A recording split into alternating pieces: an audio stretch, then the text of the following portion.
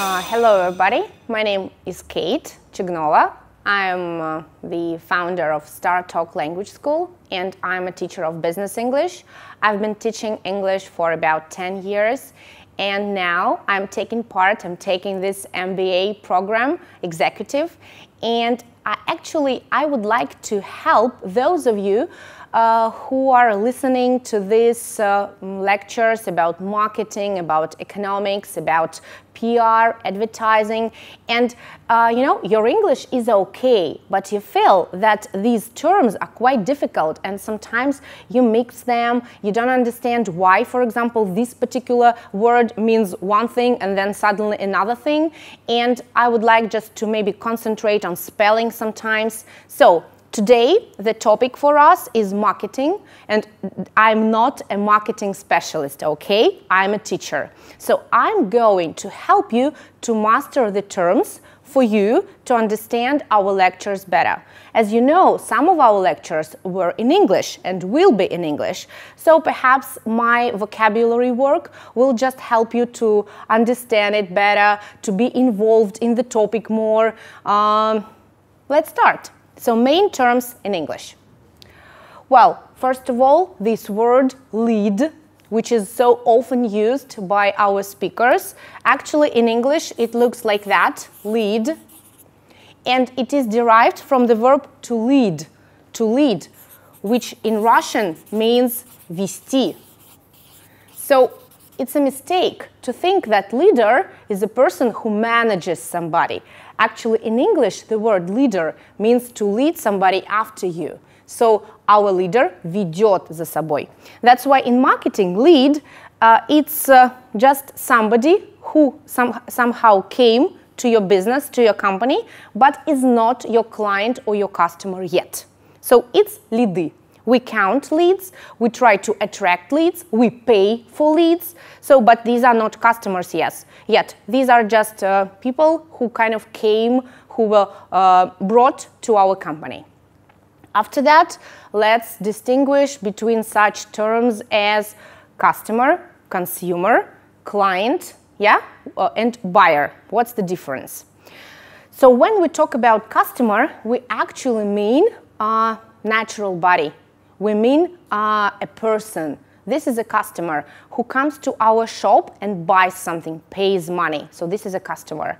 When we talk about buyers, we talk about legal entities, юридические лица. So we talk about companies which buy something, usually in big quantity. Yeah? So don't mix it. Байеры, in Russian we also say байеры, and customers, физические, юридические лица. Then consumer, it's from the verb to consume, потреблять, consumption, потребление. It's true for such areas as energy consumption, water consumption. So consumers, these are not always customers. Consumers in Russian mean потребители. Потребители, покупатели физлица, покупатели юрлица. And client. In English, it's client. Who are clients? Clients are people who use or buy our services, not products or goods in this case, okay? So in this case, we talk about clients. Right, and case, this is the word which is very, very often used in Russian, кейсы, business кейсы. But why? Why is it so important to use in Russian nowadays the word case and not the word пример? On the face of it, пример is the same. Пример, business пример, but actually not. Why? Because the English word case is deeper. When you use the word case and when you say you are going to talk about two business cases, what do you mean? You mean that you are going to give the dilemma, the decision, and the result, the outcome. That's why business case is wider than the word пример. And maybe that is why in marketing you are using the word case, кейсы, very often, just like that. So please do not substitute it with the word пример in Russian. Then let's go to the other side. Suppliers, supplierы, the verb to supply, поставлять. Then about what happens next. We have retailers and wholesalers. Ритейлеры и оптовики. So retail and wholesale. In Russian you can hear these terms too, especially ритейлеры. Wholesale not so often, but in English it is like that. Pay attention to the spelling. Обратите, пожалуйста, внимание на спеллинг. Services, услуги. And here we talk about when we deliver services. In this case, we use such verbs as to provide. It's easy because we all know internet providers. So to provide services is easy. That's why you can see the name of such companies. Well, let's say as my school, as some fitness clubs. All these companies are service providers, so to provide. But not only. Please know that contracts, they are called service render contracts, because another word will be to render. To render services. Оказывать услуги. To render services. So both words, service providers, service renderers. Then let's understand and remember the difference between selling, sale, sales, and so on. If your English is okay, I still think that sometimes you are confused about this spelling and pronunciation. So once again, when we talk about a verb, we spell it like that, to sell. And we pronounce it like that, to sell. And we have three forms. Hopefully you remember that, but I'll remind you. Sold, sold. So for example, if you have an internet shop online and you would like to, I don't know, you have a page and you have some items there, it's a very good idea to say that something is sold out if you don't have it in stock. So you use that, sold out. Then we have sale.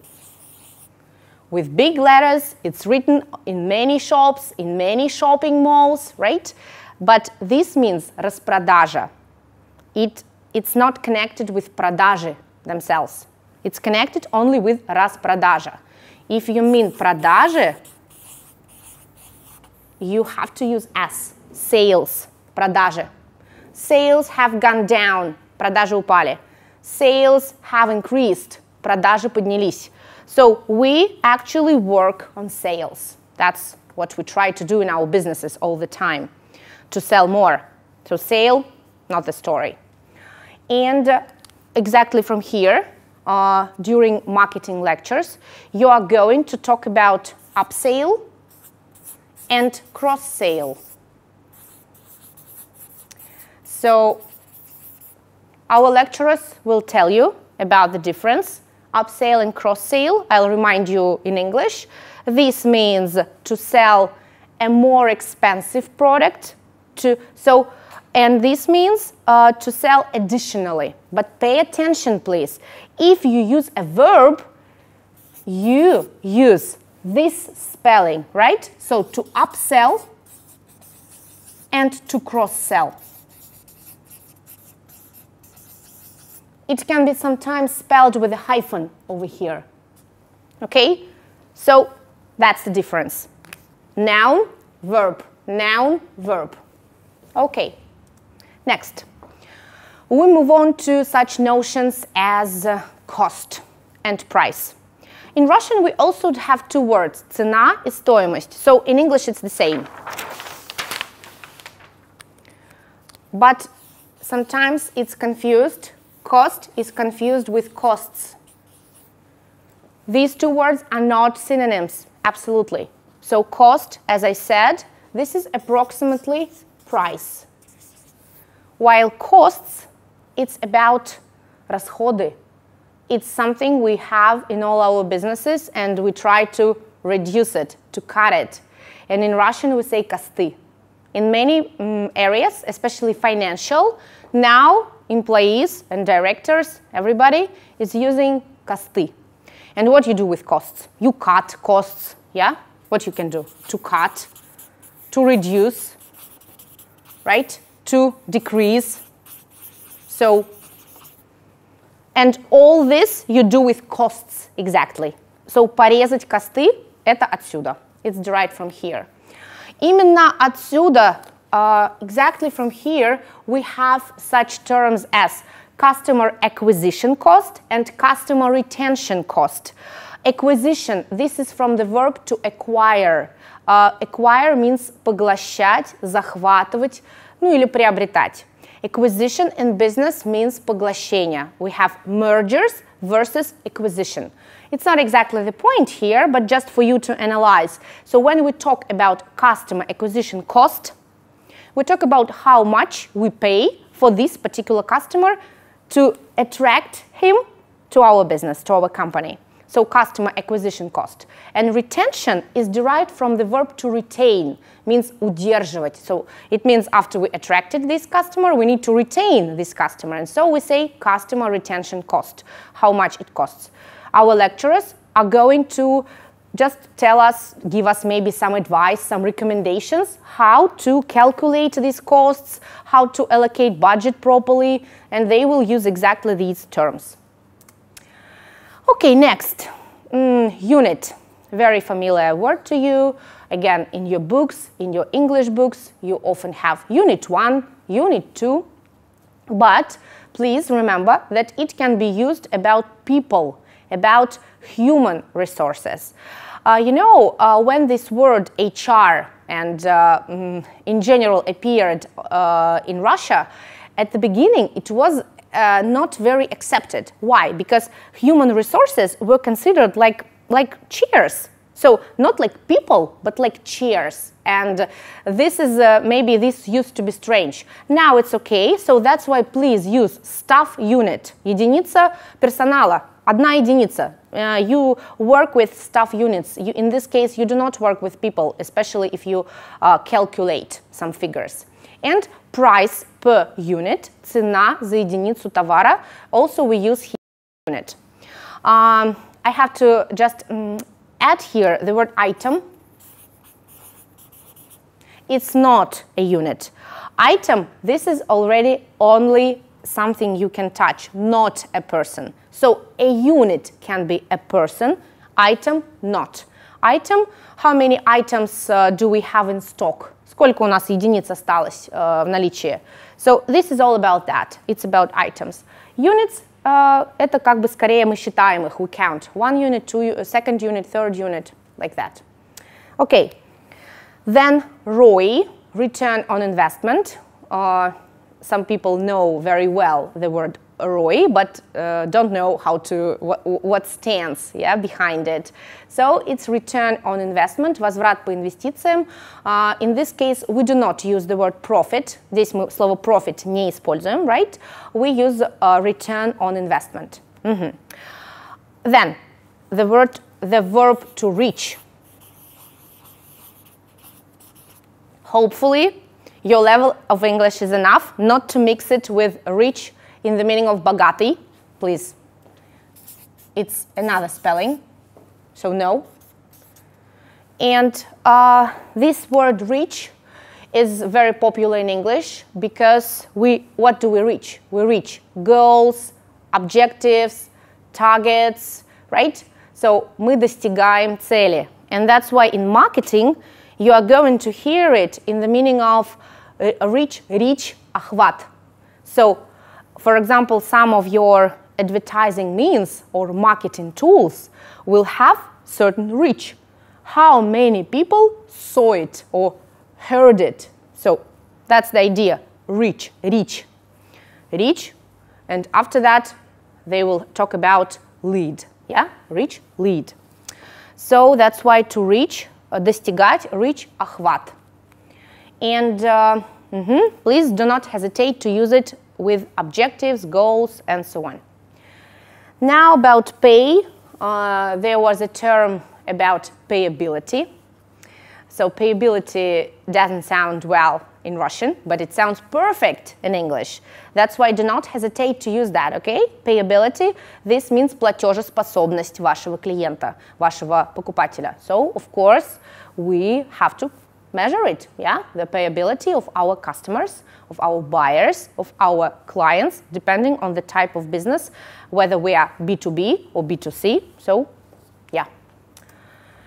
Then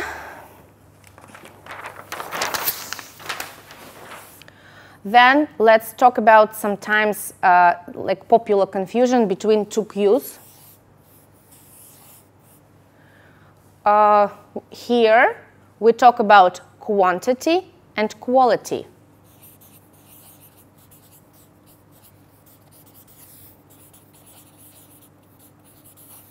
So quantity and quality. So, of course, the beginning is the same. And that's why some people mix it, but they are very, I would say, light years apart, very, very different. I always put verses in the meaning that they oppose to each other, so they are opposite, right? So quantity – количество, quality – качество. High quality doesn't mean high quantity, and vice versa. And so next word, goods, товары.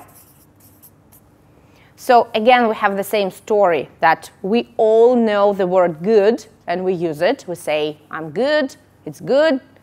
But goods, товары, has nothing to do with it, right? And don't please say good goods. No.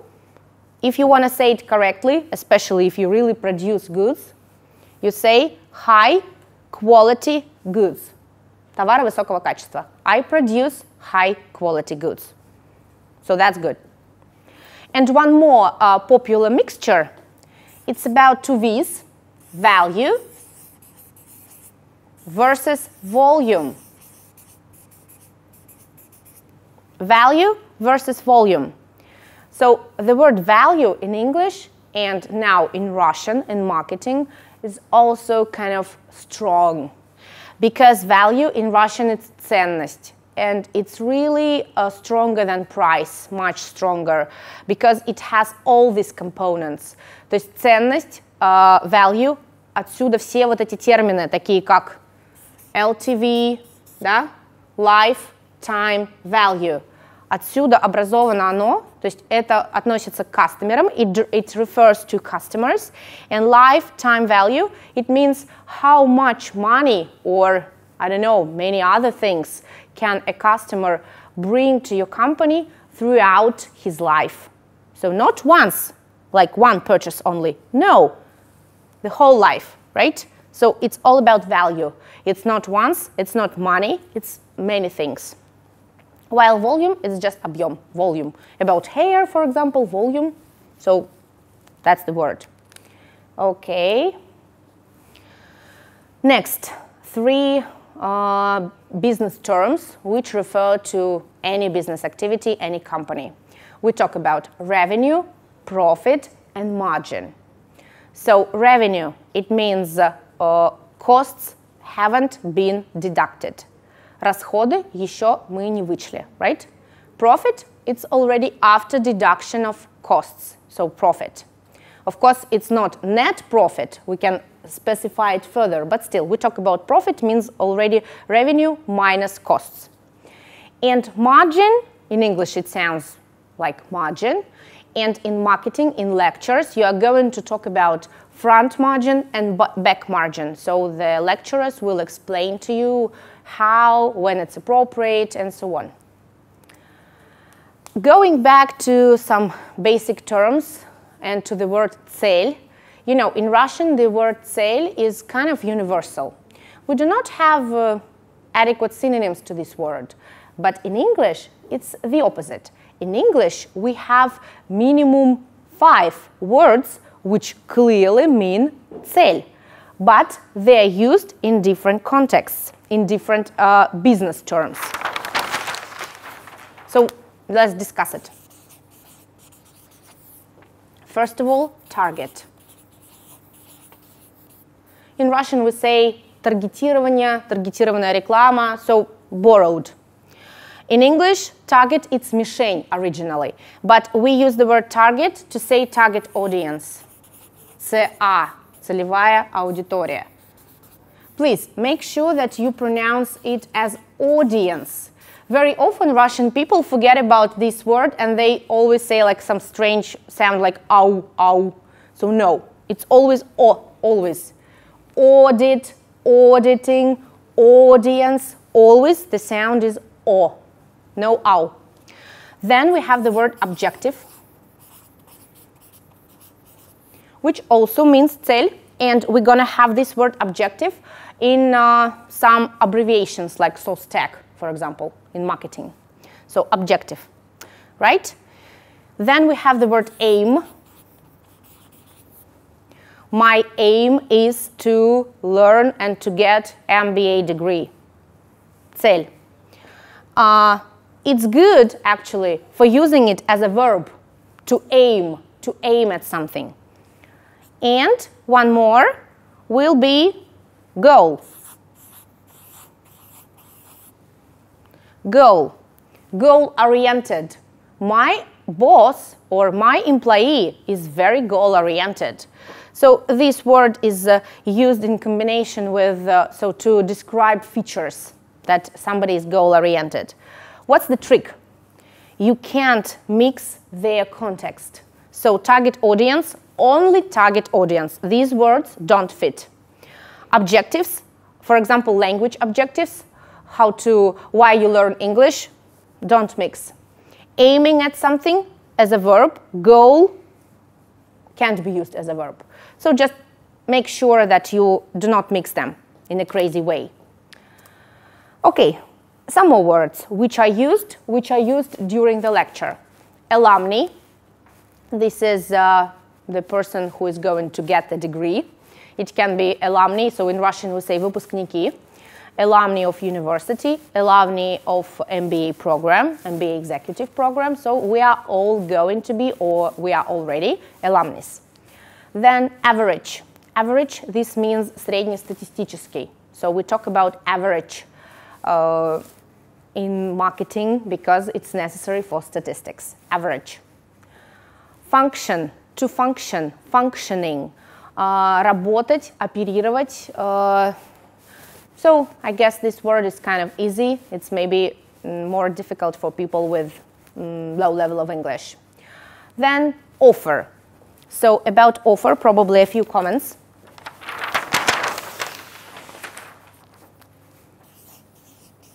Offer. Offer is used by marketing specialists in the meaning of core offer. Core, actually, it's about our heart originally. But in business, we talk about core business, core offer, so it will always mean main, major, самый главный, самый основной, самое основное предложение, right? Then when we have корпоративное предложение, so-called КП, in English, it actually sounds as commercial offer. No corporate here, okay? Commercial offer. And when we talk about job, we say that we got a job offer, job offer. So in this case, we can use job offer. So just this word is widely used, and it's not only оферта. Договор оферта is very narrow meaning how we can use this word offer. And one more term, I'm sure you are familiar with the verb to push, but it's not only about physical ability, okay? That's why there is a term which lecturers will tell you about, push marketing. So push marketing, when your audience is not ready for your product. Of course, they will tell you much more about it, but my idea is to just explain to you that actually push can be used when you describe the process. I pushed him. Of course, not physically, morally. I was pushed to do that. So it means меня заставили это сделать. Поэтому pushing – это про насилие такое. So it's about kind of moral thing. Okay. Then marketing, 5P. I think for you it's kind of obvious, so just quick revision. What's this 5P? In English, they like to collect words starting with the same letter. So this is a clear example. Price, product, place, people, promotion. But let me draw your attention to the word promotion, okay? Promotion. Actually, this word in business English can mean two things. In marketing sphere, in the meaning of our lecturers, they use it about promoting products. So, of course, it's about продвижение, like celebrities promotion, so including, I don't know, many steps, many tools. But not only, we also use this word when we talk about promotion in our career. We are all, when we started, or now, we are interested in promotion. Or if we are bosses, we should promote our employees, right? This can be the biggest motivation. So please just be aware, know that promotion can mean both things, job promotion and promotion of your products. In this case, 5P, of course, we talk about promotion regarding marketing tools, so to let people know about your product. Okay, we move on to this SOS-TAG term. Of course, I'm not going to explain to you the peculiarities, but just let's go through the abbreviations, what each letter stands for. So S, situation analysis. About the word analysis, please, very often people mix it. The noun looks like that and is pronounced as analysis. If you want to say analytic, you say analyst. Analyst, okay? Analyst. If you want to say анализировать, you say to analyze. To analyze. So, but in the first letter, we say situation analysis. So stress is here. Then O goes for objective. So that's exactly what we were talking about. Objective, goal, in this case maybe it doesn't matter, but that's the abbreviation SOS-TAG. After that we have strategy. So in English we say strategy. Adjective is strategic, so strategy, strategic thinking. Then T stands for tools, so tools. Sometimes even in Russian now we say tools in the meaning of тулы, методы какие-то, инструменты. So our tools for promotion, for many things. And actions for A. By the way, please, in business, when we talk about business behavior, we do not actually use the verb to behave. We normally say to act. So, I don't want to act like that, or I don't like the way this company is acting. So, we do not use behaving because behave, it's about people, okay? It's about, so not your business behavior. I mean, not like it's moral thing, but not corporate thing.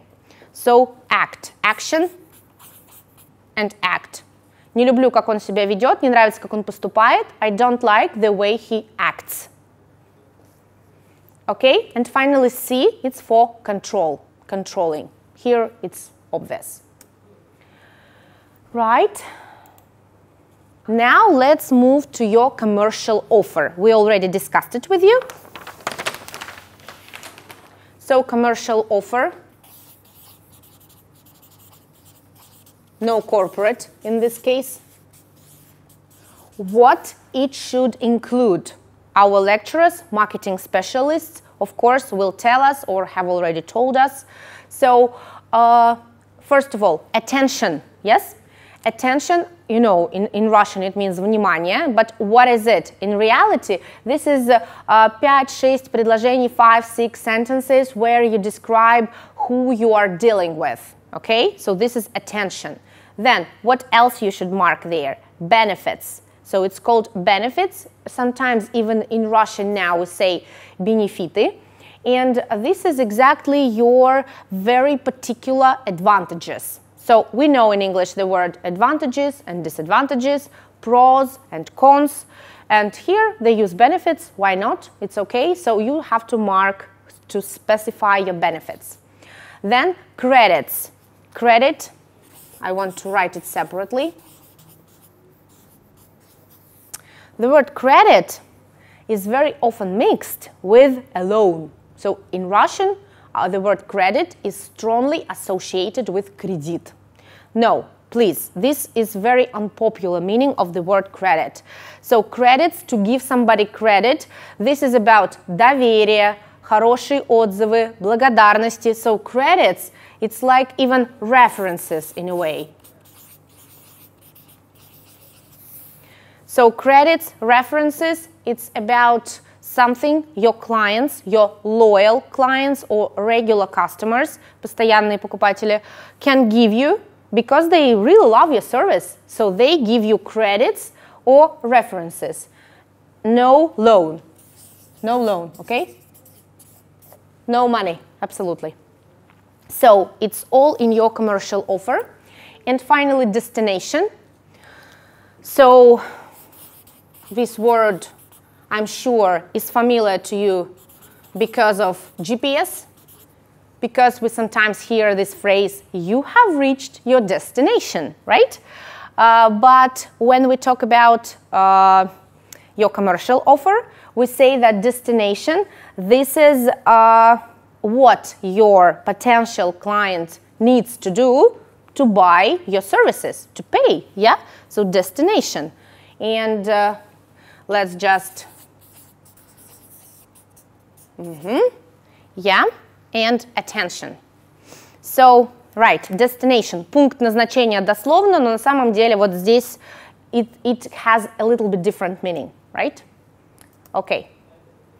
So, and finally, the last part will be about product roles. So, our lecturers, they are talking about product roles using English terms. No wonder, because their theory is still based on foreign experience. And that's why don't be surprised that they do not translate it into Russian. So what are these product roles which should be given to you by marketing specialists? First role is about traffic magnet. Traffic magnet. So we talk about то, что привлекает поток. То есть мы называем это traffic magnet, какую-то услугу, some service within the whole range of services or products, which will create this traffic. The traffic is not only about internet. In English, the word traffic is used about human trafficking in the street, on your website, so in all areas, this is traffic. So traffic magnet, which attracts it. То есть то, что привлекает поток, такой продукт. Next product should be tripwire. So wire, I think you know this word, проводок. And tripwire means something which kind of leads your customer. If we remember the beginning of our lecture, so the first one, traffic magnet, it's like about reach, охват. About, so tripwire, it's about already reach becoming lead. То есть то, как он, собственно, к вам, ваш reach вот этот превращается в lead. То есть как он к вам уже все-таки непосредственно обращается. Далее продукт, который core offer. Вспоминаем core. Основной, да, то есть то самое, что дает вам, which gives you a chance to earn your biggest profit. But that's not it, as they say. Profit, where you make profit out of what? Yeah, the product. And return path, возвратная так называемая дорожка, то есть то, что позволит вашему клиенту снова к вам обратиться после того, как он ушел по каким-то причинам. So it's return path. In English, this is exactly so. In Russian, return path also can be borrowed as a term. Well, to sum it up, I want to say that it's great that you are already listening to this lecture in English, because the module consists of different parts, and some speakers, they are using English to deliver information to you, and there are a lot of books written in English. So that is why do not think that your English is not enough. Just try, read, repeat, and try not to switch to Russian in this case, because as you see, most terms are borrowed as they are. So that's why thank you very much for your attention. Once again, my name is Kate Chignova. If you need some, I don't know, clarification, or maybe you have some points to add, please do not hesitate to contact me. You can find me on Facebook or on our Start Talk page. I will be more than happy to help you, because we are all right now in the same position. I'm also taking this course, and I would really just love to help you guys and me, myself, to just make the process easier and more productive in our education. So once again, thank you very much for your attention. Wish you good luck and see you soon. Next topic will be advertising, because there are actually some other words included here, economics, and we will see. Bye-bye.